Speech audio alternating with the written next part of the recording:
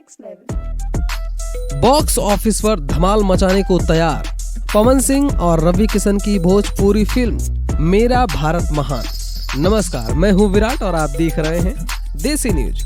गोरखपुर के सांसद और मेगा स्टार रवि किशन व आपके पावर स्टार पवन सिंह लंबे समय के बाद भोजपुरी फिल्म मेरा भारत महान से सिल्वर स्क्रीन पर वापसी कर रहे हैं।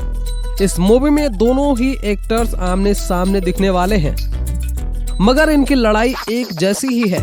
इसमें वो देश के लिए दुश्मनों से लड़ेंगे। ये मूवी रिलीज होने को तैयार है और इसे लेकर बॉक्स ऑफिस पर हलचल तेज हो गई है। इसका ट्रेलर वीडियो पहले से रिलीज किया जा चुका है, जिसमें शानदार एक्शन, रोमांस, देशभक्ति के जज्बे का जबरदस्त डोज देखने को मिला था। इस फिल्म में भोजपुरी इंडस्ट्री की 3 खूबसूरत एक्ट्रेस अंजना सिंह, गरिमा परिहार और मनी भट्टाचार्य भी मुख्य किरदार में नजर आ रही हैं। खबर यह है कि इस फिल्म को 15 अगस्त के दिन रिलीज किया जाएगा।